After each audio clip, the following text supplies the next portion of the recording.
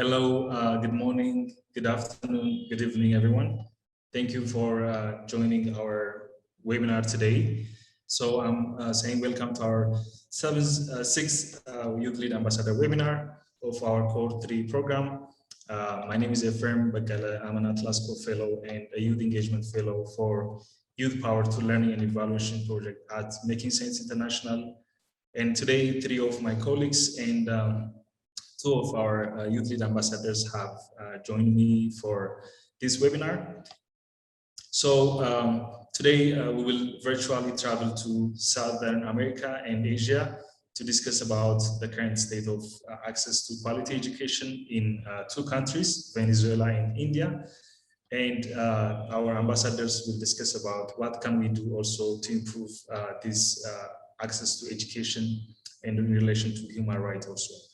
So to give you just a little bit highlight of the webinar, with one of the largest population in the world, India is experiencing a growing inequity gap that is leaving many youth who cannot afford a private education and underserved.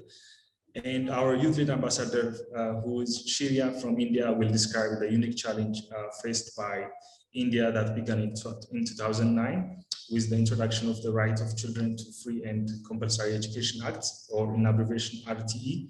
And it is driving a gap between children being educated at public schools and those whose families can afford to send them to a private school. So Shriya will explore how several nonprofits are working to address this issue, and also she will share with us also her own experience with Project Sitara Foundation. And our second speaker, Paola from Venezuela. Venezuela is 3 out of 10. In Venezuela, 3 out of 10 school-aged people are excluded from education system, and those students are who are enrolled face a dearth of reliable transportation, study areas, and scholarships, and all of which are contributing to a high rate of student desertion. And at the same time, teacher dropout in Venezuela is very high, and also it reflects working conditions that are among the worst in Latin America. But Paola also will share and explore how the decline of Venezuela's education system has been affected by larger systematic pitfalls. And at the same time, she will also share us her own project that she came up with to address this specific issue. So both of the YouthLead Ambassadors will draw directly from their first-hand experiences working on this issue through a youth-focused projects. And also they will show us some of the opportunities that they have observed in this area. Next slide, please. So this is our agenda. Actually, we have 60 minutes to cover everything. We'll start by introducing our team at the YouthLead International, at the YouthLead Power and Learning Evaluation 2. And then we'll proceed to giving a little bit introduction about our speakers, and they will take over and have 30 minutes to talk about the human rights and also education. So once they finish their presentation, I'll come back for a question and answer session, and also to give you a little bit highlight on the YouthLead program that we're conducting right now. So with that, I'll give it to Sarah to introduce our team. Thank you. Sarah. Thanks, Ephraim. And hello, good morning, good afternoon, and good evening, everybody. Thank you for joining today's YouthLead Ambassador webinar. Before we dive in, I want to share a few things about this program, Youth Power to Learning and Evaluation, or YP2LE for short. And I want to start with giving you a sense of who our team is. We're sharing a slide now of our team. This isn't everybody, but this is the group that really supports our communications, our YouthLead platform, and oversees the project, starting with our director, Christy Scott of YP2LE. We're a big team. There's a lot going on here. If you would like to connect with any of us, please reach out. But we do want to give you a sense of the team behind the project, supporting the YouthLead Ambassador program and supporting our events on YouthLead. If you have any questions about anything that's going on through the site. I also want to share a bit more background about the YP2LE project. If you are not familiar with the project, because we refer to it a lot around our YouthLead activities, YP2LE is supported by Youth Power. Youth Power is a funding mechanism or a source of funding for youth-focused programs, evaluation, and research through USAID. And the goal of YP2LE is to generate knowledge and promote learning on positive youth development, or PYD for short. If you're not familiar with PYD, it's a holistic framework for youth development that assumes that all young people have assets that should be invested in through things like inclusion, access, education, and training. The framework also promotes youth agency that can be best supported by an enabling environment or a supportive environment for young people. Elements of a supporting environment include things like strong youth networks, supportive adults, youth-friendly services and resources, and of course, youth-friendly policies. So that really guides all of our work. The idea of PYD informs everything that we do at Youth Power, YP2LE, and through YouthLead. There is more information on Youth Power and YouthLead about the PYD philosophy and framework if you'd like to learn more. There's also a training module available on youthpower.org if you'd really like to learn the framework. It also supports YouthLead.org, which, as many of you know, serves young change makers. And we also have the youthpower.org platform. I've just referenced those two. They serve different purposes. Youthpower.org is really focused on international organizations that are serving young people and working with young people. And YouthLead.org is really focused for young people like you, change makers, social impact entrepreneurs, community activists who are focused on improving their situations in your community. And YouthLead has a number of resources and information and events that are really designed for young people, for young leaders like you and like our YouthLead ambassadors who are presenting today. So I'm going to turn it back over to Ephraim to say a bit more about our YouthLead.org platform. And thank you so much again for joining us this morning. It's great to see you here with our YouthLead ambassadors. Ephraim? Thanks, Sarah. Thanks for the introduction. So what's YouthLead? YouthLead.org was launched at the 2018 World Bank Youth Summit. And today it includes more than 12,000 members from around the world. Cole will help me to drop the link to the YouthLead.org. And this is like a huge global platform for young people, young leaders, and also youth lead organizations. Usually young people between the age of 15 and 35 who are working to bring a positive change and impact in their communities. Could be as advocate or as activists or volunteer or even as entrepreneurs. So if you are a young change maker, if you want to connect with a similar network virtually, please check the site YouthLead.org, and when you go to the site, you will be asked like to create a profile, and in less than 48 hours you'll get an approval. Then you can create your own profile and start benefiting from the site. So once you are a member, that's when you are able to have access to networking, have access to upload your projects, and also have benefits of peer advising and having a group discussion. So this is what we offer from the site. YouthLead doesn't directly provide funding, but also it has an opportunity to thousands of funding opportunities. So as a young person, once you create your profile, you can access like thousands of funding opportunities. So it's like a one-stop solution for all the leadership and other requirements that you have. And then also there are thousands of resources where members and also we go to the site and upload any resource that is very much important for young leaders. And other opportunities, you can also network with other people. Like I said, we have more than 12,000 members right now on the site. And even you can also upload your own events. It could be virtual or it could be physical events that you are doing in your community. And also we'll have a chance you'll have an opportunity to go to the site and access events. For example, today's event is available on the site so that people can register and sign up and also attend events like this one. So online discussions, networking with your peers, sharing resources, staying up to date on opportunities and events are available on the site, on the YouthLead.org site. So the picture that you are seeing right now on the screen is the current YouthLead ambassadors from different parts of the world, and they have represented more than 20 countries from Africa, Asia, Southern and Central America, Eastern and Eurasia parts of the world. So this is a third cohort program. Every 6 months, we have a new ambassadorship program for the YouthLead program. And on this current program, about 3,000 young change makers applied to be a YouthLead ambassador role, to take a YouthLead ambassador role. And we have selected 22 young change makers as a YouthLead ambassador. So the main goal of doing the ambassadorship program is to share information about YouthLead within their own network, to increase engagement on the YouthLead through discussion groups that are available on the site, and also engage on social medias. So now also they are sharing their experiences through webinars like this one. And for this current cohort, this is the 7th series of webinar led by YouthLead Ambassadors. And today, two of our ambassadors, which you can see their picture on the screen, Shirya and Paola, will join us. So next up, I'll give a short bio about our speakers, then they'll take over on the presentation.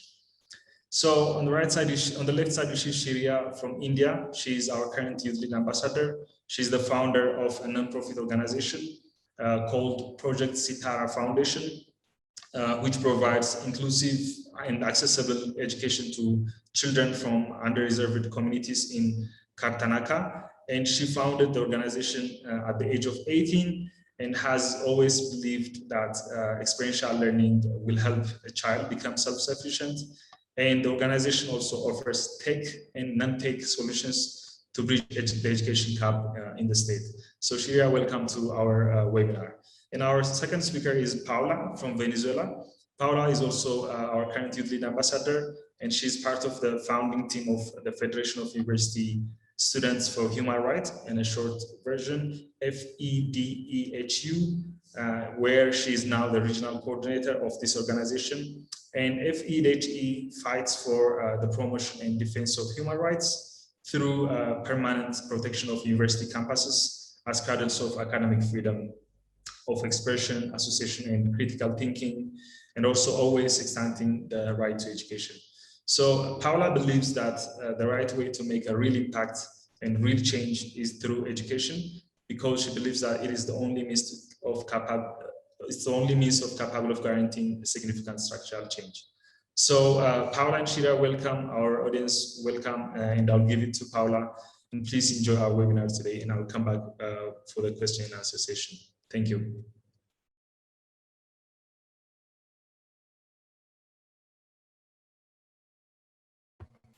Thank you, Ephraim, for this introduction. I'm really grateful to the YouthLead team for giving me the opportunity to be here with you and be an ambassador representing Venezuela at this amazing platform. Next slide, please. So yes, I would like to start my presentation with this quote from Mandela. Nelson Mandela used to say that education is the most powerful weapon which you can use to change the world.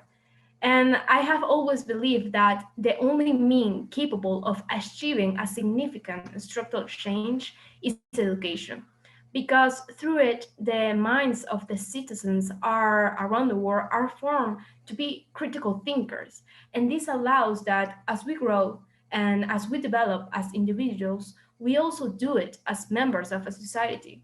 So when Mandela says that education is a weapon, I couldn't agree more. Education is power. When you are educated, you are formed to think outside of the box, to identify the shortcomings, the wrongs that our societies have, and transform them from their core. So, yes, I agree with Mandela. Through education, we could change the world and we could change our realities. And in order to do this, we must have a education with quality, a good education. Next slide, please. So education must be of quality. Otherwise, it's not education. Therefore, the terms quality and education are related.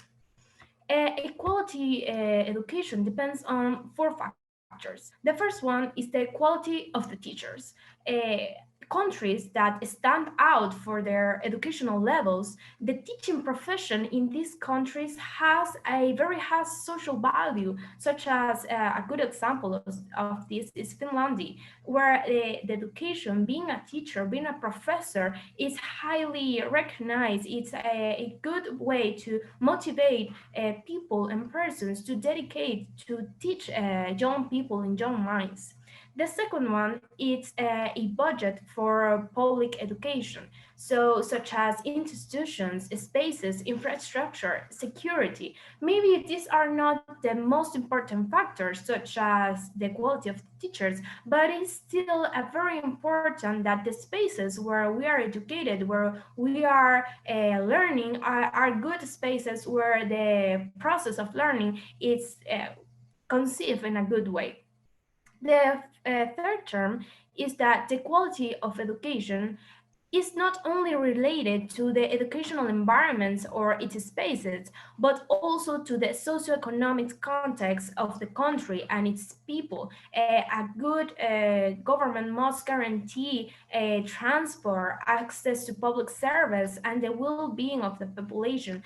A person, an individual that maybe does not have electricity at her home, or maybe does not have the conditions to go to the institutions, to education institutions, may not have a good education, may not have a good process to learn. And finally, a quality of education must be assumed in democratic context of freedom, of autonomy of the universities, of freedom of academy, of expression. When I talk about freedom of academy, is the possibility that professors give subjects, gives their education, their teams about some things that are conditioned to the cultures, to the necessities of their students, and they are not limited. They are not silenced. They could teach what must be taught.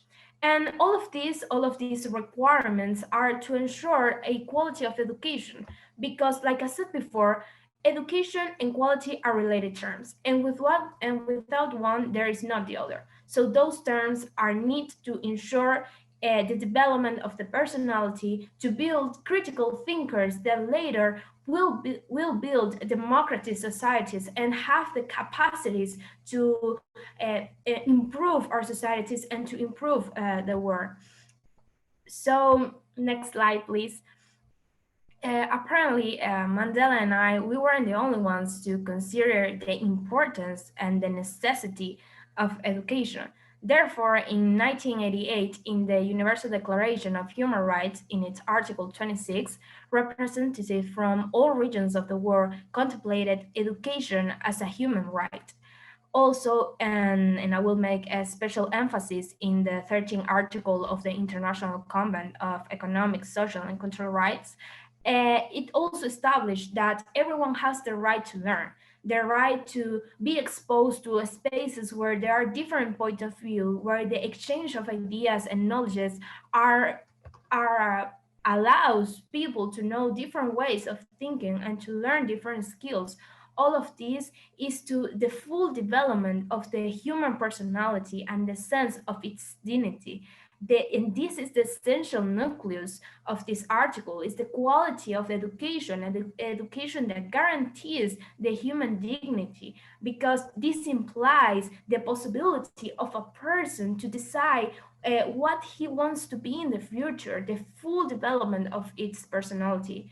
And this is where I said that education could be considered as a tool to lift social excluded, for example, children or adults out of poverty and into society.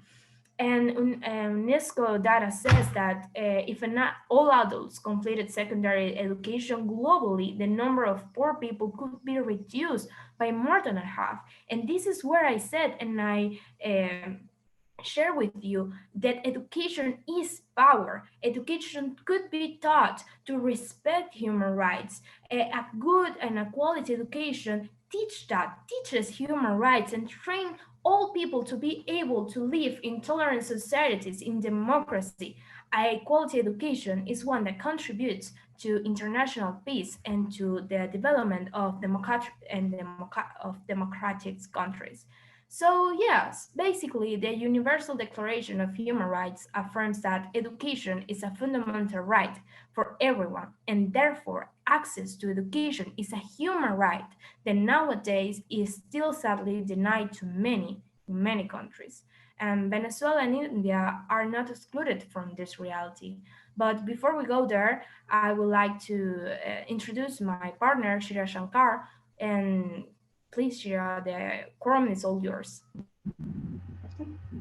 Thank you, Paula. Hello, everyone from different parts of the world here today. Like Paula mentioned, very grateful to be speaking here. So I'll just pick off from where Paula left. I think we've all established that right to education is something very important, and most countries do support this right.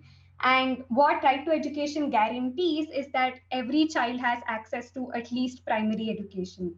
The place where this sort of falls short is where the education in itself is not defined, in the sense that the education that children have access to is not measured by its quality. It's just measured by whether or not a child has been enrolled in a state school.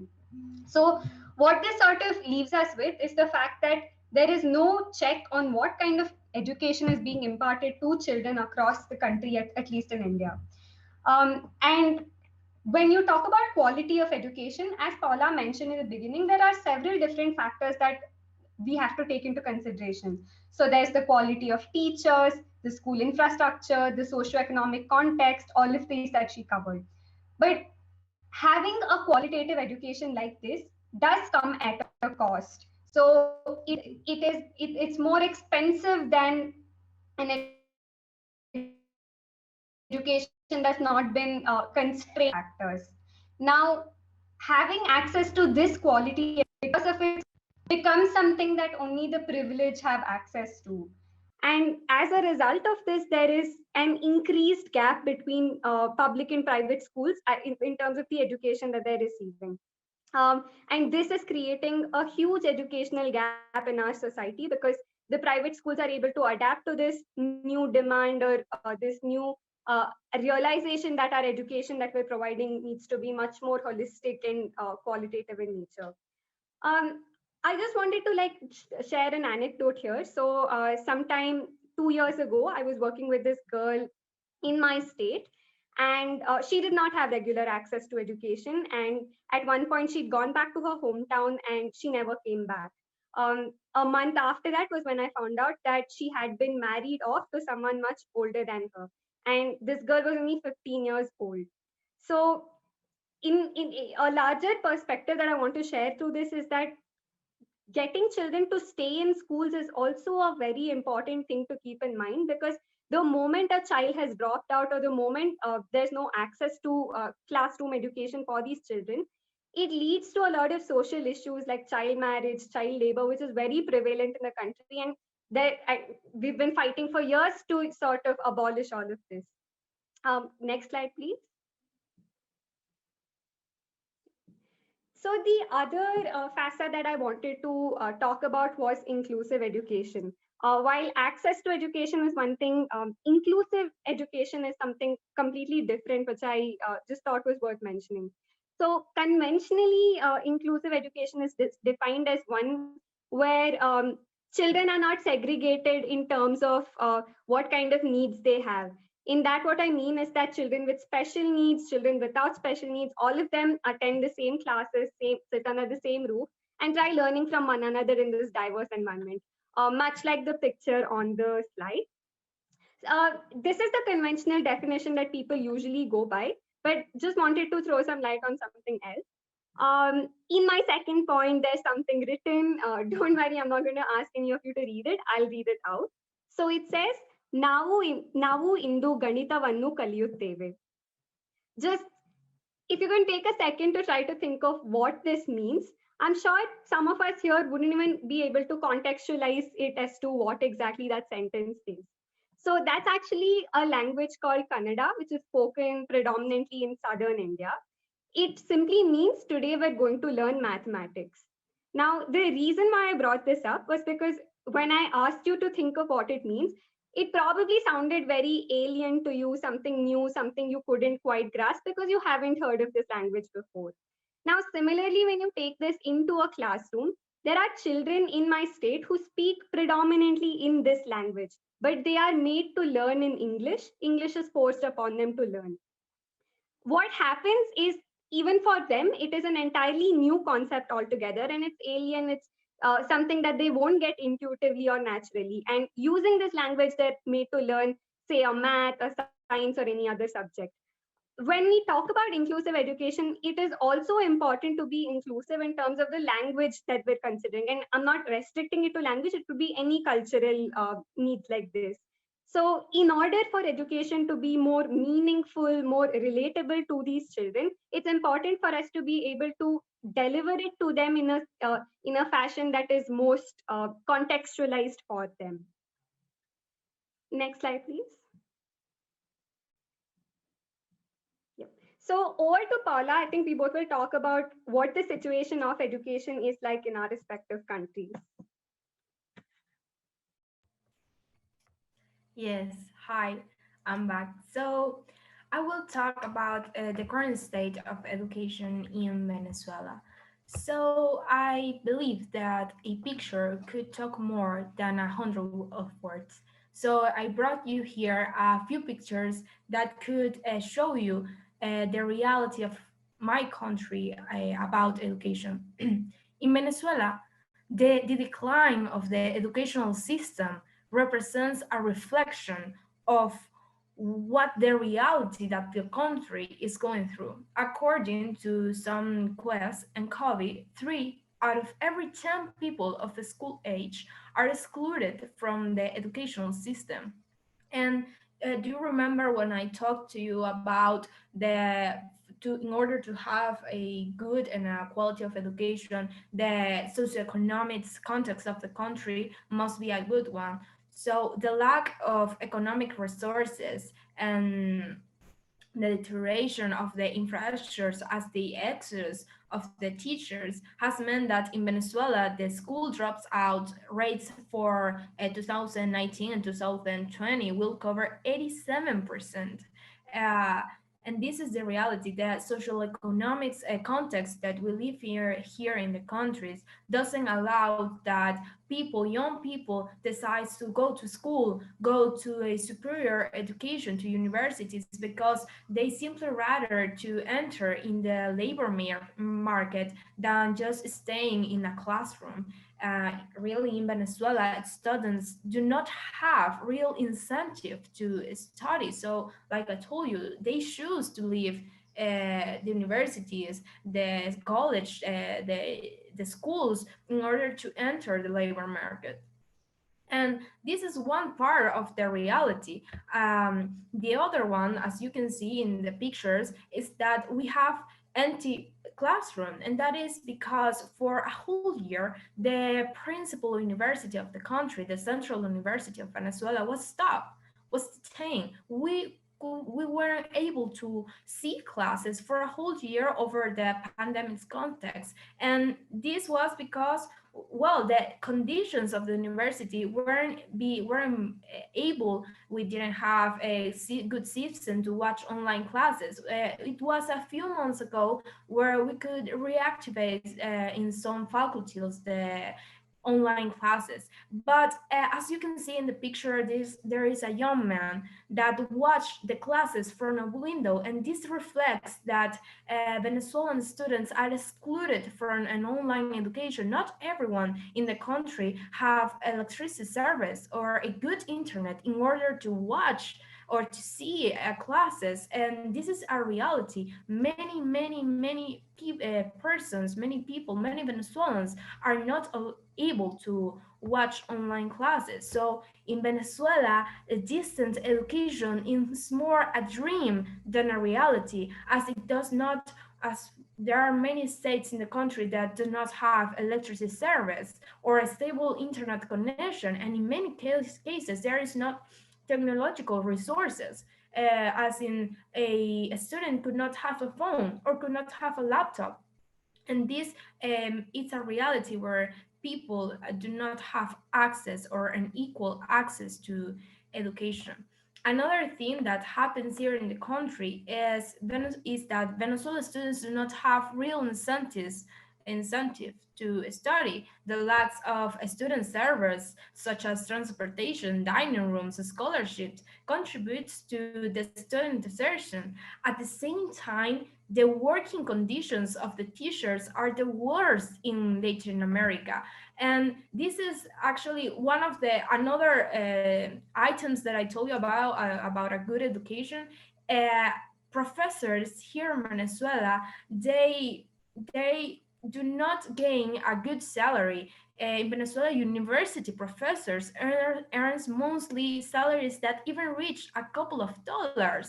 And this is actually something that is sad. Many professors here in the country are ashamed to say that that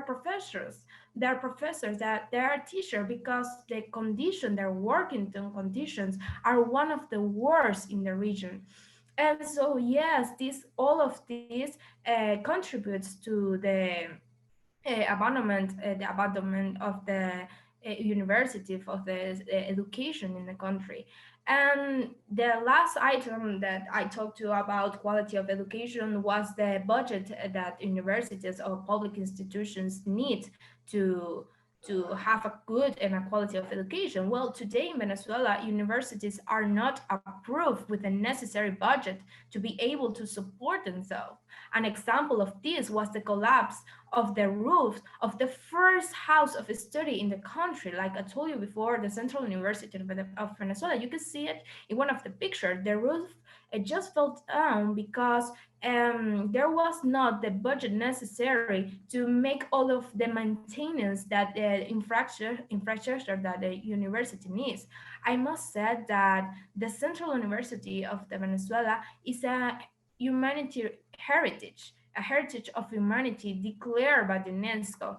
And you can imagine that the damage that has been done to, if this is a heritage of humanity, the damage that has been done to our colleges, to our educational system.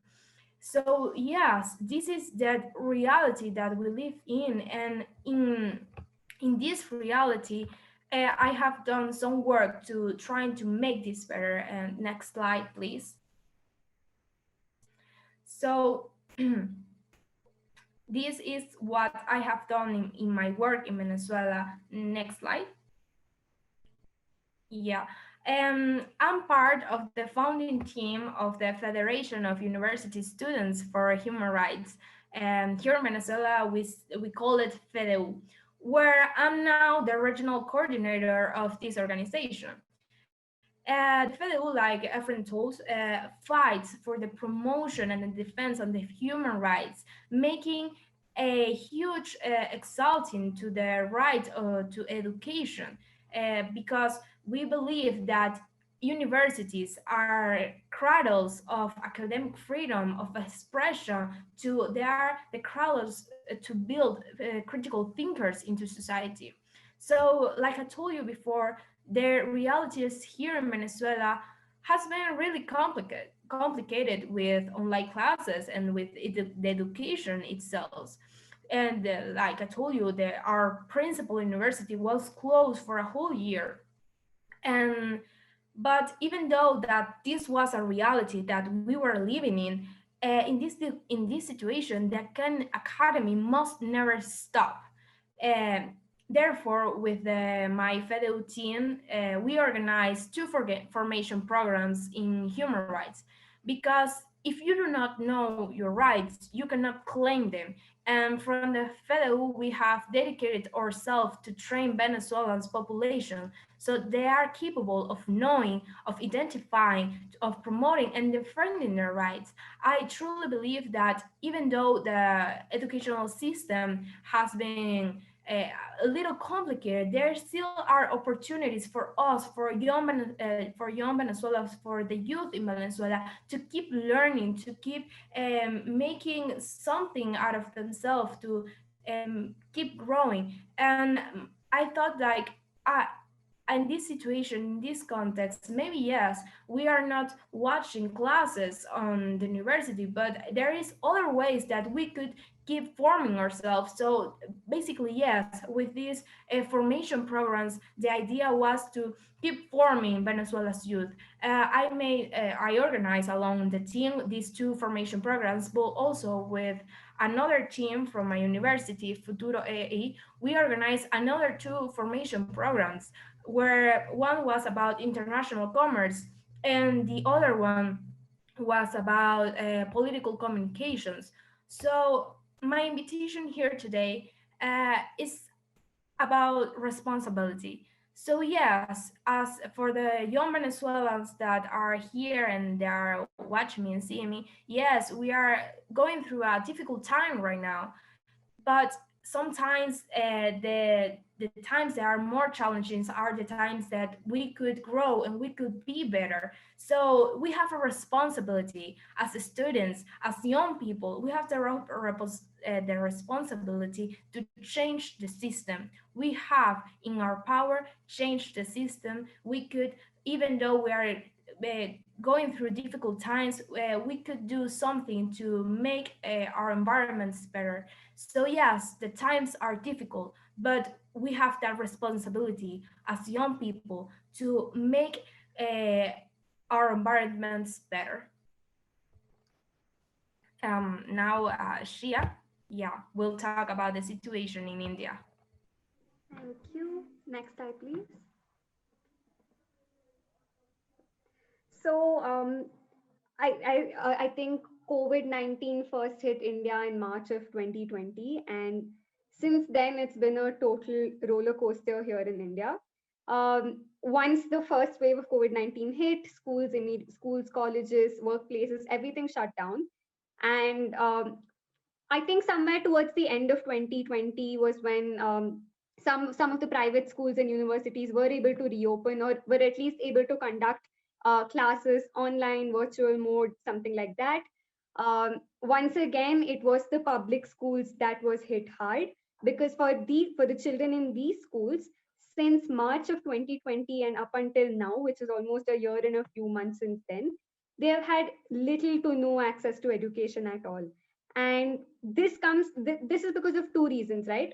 One, like I think you can even see in the slide, in rural India at least, only 4% of households actually have access to digital education. So this could simply be the fact that the children or their families do not have access to any technological device, or they don't have access to a stable internet connection or electricity. Or it could also be that the government school itself is not equipped to conduct their classes online. So a lot of teachers don't have access to devices. A lot of schools don't have the tech infrastructure that's needed to conduct these classes. Um, so a year passed by and most of the children didn't have any education at all. And like I mentioned, there was an increased dropout rate in the country, and this was something that we specifically looked into in the state that I live in. Besides the increased dropout rate, we also realized that this is going to go on, right? Because soon after the first wave of COVID, there was another wave of COVID, and it doesn't look like there will be a time in the near future, at least, where children will be going back to classrooms like before. And you can see that over 1.5 million schools across our country have been shut down due to the pandemic. So this was and unfortunately still is the situation in the country right now. Next slide. Yeah. Uh, so I think Ephraim mentioned in the beginning, I run a nonprofit organization called Project Sitara Foundation, and we work predominantly with children in the state of Karnataka, which is in South India. We have been working for a while. I think it's been 2 years now since we've been working. And when COVID-19 hit, a lot of the children started reaching out to us saying, we don't have our teachers haven't been able to take classes. We haven't heard from our school.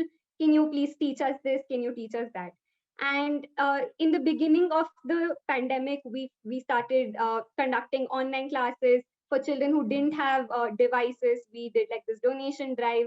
We sort of ensured that every child that was reaching out to us, somehow we found like some way to be able to reach out to these children and deliver at least a little bit of content that we had. As the number of children started increasing, we felt, okay, we have so much experience in teaching mathematics, science, and all of these subjects. So why not put up our content on the internet? Any child that does have access, at least they can rely on one source. So we went ahead with the idea of YouTube, because YouTube is something that we had noticed people in India are quite familiar with it, and it's a free platform, anybody can use it. From our learning and from what I mentioned about education being inclusive in, with respect to language as well, we felt maybe all of our mathematical content should be in the regional language that is spoken here, so that whenever the children watch it, at least they don't, there's no time lost in translating English to Kannada and learning or making sense of it. There are some other aspects also that we considered in this YouTube series. So essentially what I will cover that in the next slide actually, but we've also ensured that the educators in these videos are all young, closer to the age of these children, so that the children don't feel like with strict teachers or adults who are, we didn't want to give them like a classroomish environment again. And we also ensured that there is a way for children to reach out to us in case of any doubts, any questions. So we have WhatsApp, we have the comment section, and this has been going on for almost 6 months now. And for children that didn't have any access to devices at all, we even went ahead and went to different government schools in the state and screened these using our own projector and screen, so that no child is being left behind. Next slide. Yeah. So this is our accessible edtech series.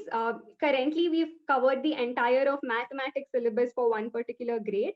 And this was a prototype or a pilot, if you were to call it, because we wanted to see if there is value in doing this. We wanted to see if that the children find it valuable. And we realized that this did take off quite well. And moving ahead, accessible edtech is something that I've grown to become very passionate about, and I feel even the other young adults in Sitara have been feeling the same. So this is something that we want to pursue ahead. And you can always look us up. It's called Project Sitara Foundation. Next slide. Yeah. So we released our first bunch of videos sometime in March of 2021. And in the last, I think, 3 to 4 months, we've had over 100,000 views. We've had 5.8K watch time hours. This essentially means that at least 5,800 hours was spent learning from our content. And we've had around 1,700 subscribers. Another good thing that came out of it was we've had over around 200 to 300 children reach out to us, like with doubts or with questions or any of that. So the interaction rate is also something that's been maintained. I think like one thing that we realized was that post the pandemic time, in the post pandemic world, I don't think education will ever be as um, how it used to be before, right? Classes may go on in the offline mode as well, but we are in the digital world today, and eventually we will be switching to a lot of information consumption through a virtual mode. It might be through classes, it might be assignments, or eventually the transition is going to happen at least to a hybrid model. And I feel for a country like India, there is a lot of digital divide, and this transition will not be smooth for children across different schools, right? Once again, it might be the private school children that will be able to make this transition quicker than the ones in the public schools. So I, as a country, I think we need to first acknowledge that this transition is slowly happening, and second, take the measures that's required for us to be able to provide these digital devices, the internet connection, the electricity, and everything else that's required, so that we can slowly move towards equity in education. And the last thing that I want to say, very much like what Paola mentioned, I think since we all are the ones who are complaining about the issues that we face right now, I think it should be us who step up and do something about it, because we've experienced it firsthand and we know what the problems are. So why not? Why should it not be us who are also solving it? Over to Paola.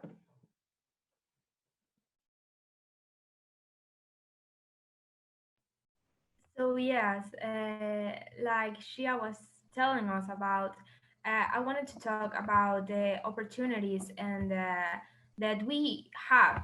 And I know that for many, hearing that these realities, both from India and Venezuela, must be tough.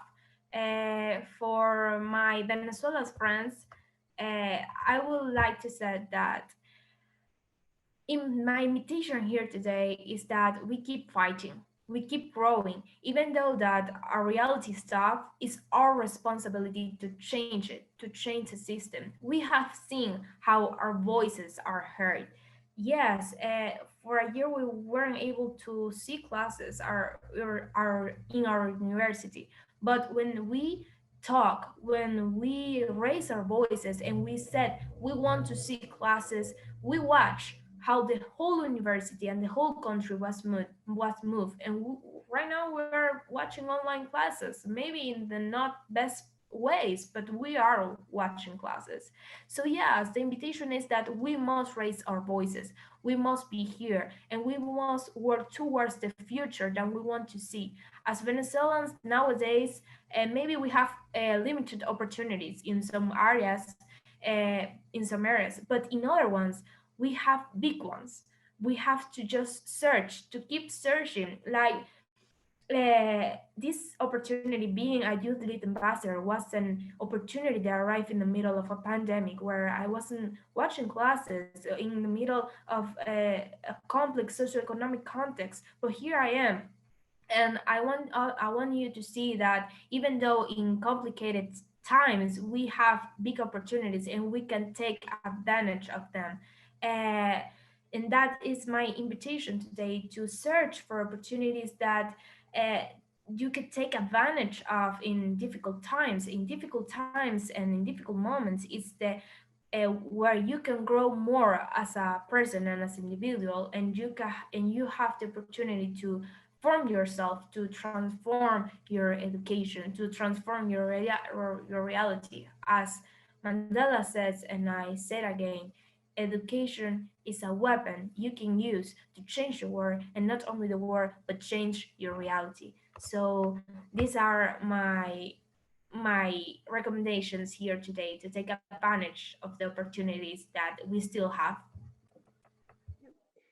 Yeah, so just I feel Paula has pretty much covered everything that one needs to hear about this.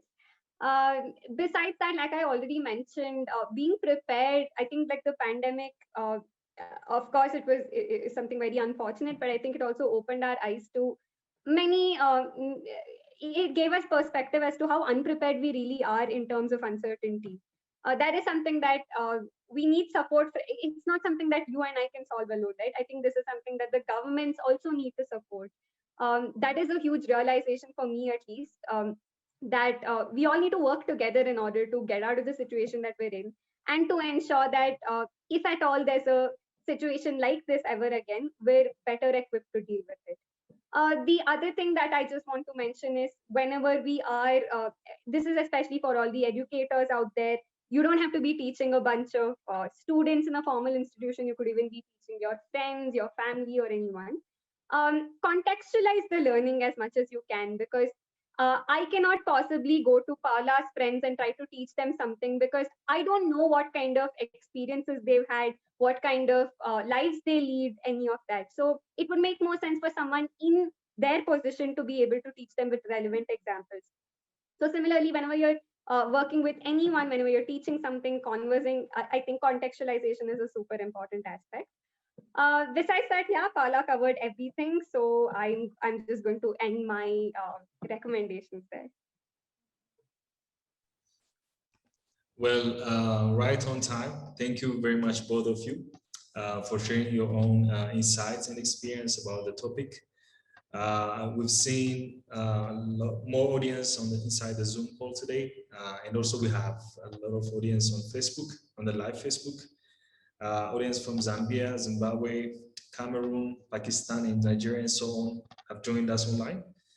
And I think we have a question from Firas. Before that, I'll just share two questions and I'll give it to Firas. And in our audience, also feel free to raise your hand, then I can give you a chance to share your questions. So what Paola is doing with FEDEHU is very much interesting, I believe, and it shows that if a youth take an action, then they can have more voice. And at the same time, what Shriya is doing as an online solution, reaching more than 100,000 viewers, is also very much interesting. So I would say this is a great initiative to be part of the solution. So the first question is, what is the role of youth to address the issue of access to education? So we've seen. Have you seen any innovative or creative ways youth can think, while the big stakeholders like government, while government is a bit slower to take action, what can youth do? That's the first question for both of you. Feel free, any of you, to answer on this one. And the second question from Christian, our youth lead ambassador from Kenya. She asked, I have a question for our presenters. For the presenters, what is the state for the person with disabilities in rights in your countries? So those are the two questions that came until now. And also I'll invite Firas to turn on your video and use a minute to share with us your question.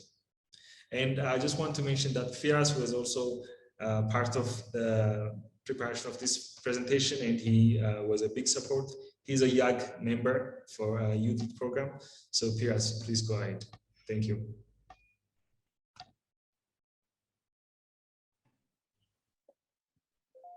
Okay, thank you. Thank you so much, Paola and Shriya. It was really interesting to hear about your work and the realities in your countries. And I can feel you, because in my country, we are sharing the same problems almost. And many countries around the world are facing the same or similar problems. And we can say, informally, the education situation in the world is horrible, and there's a lot of problems.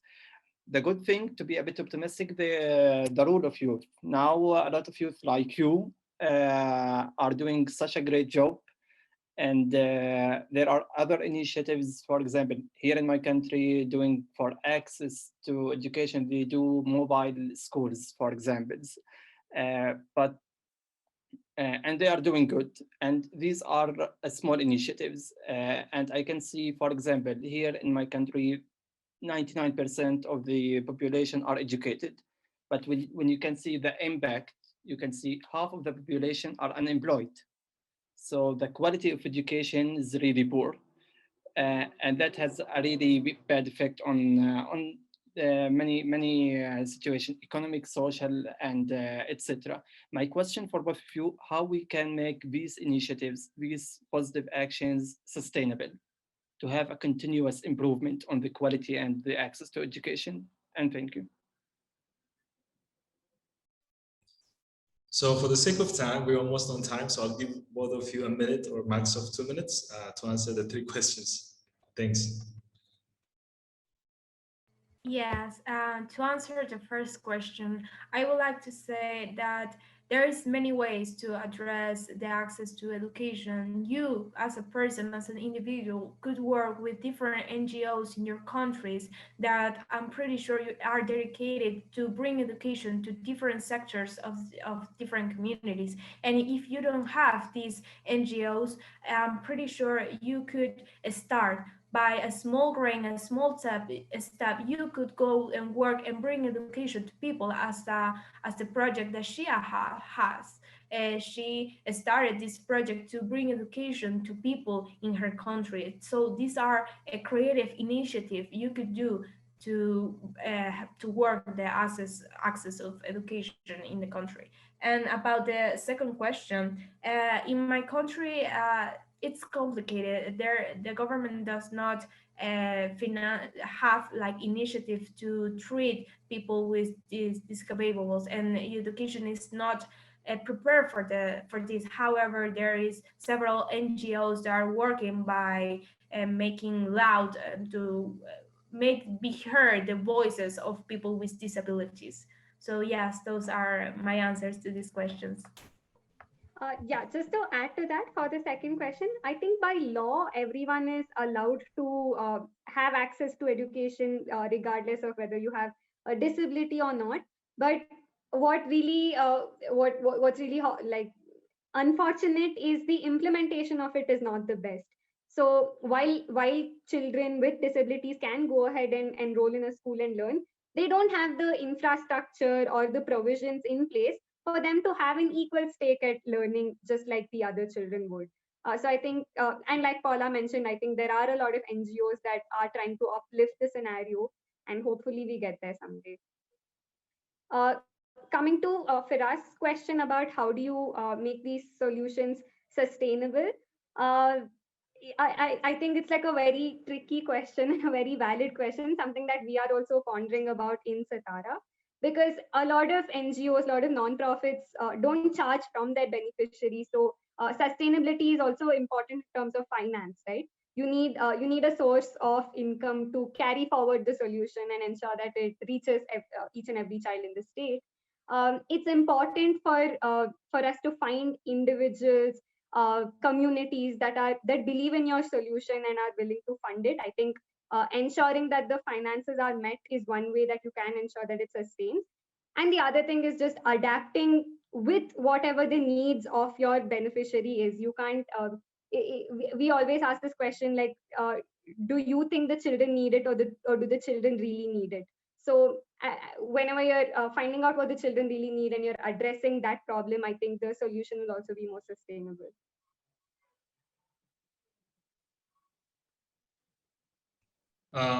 Great.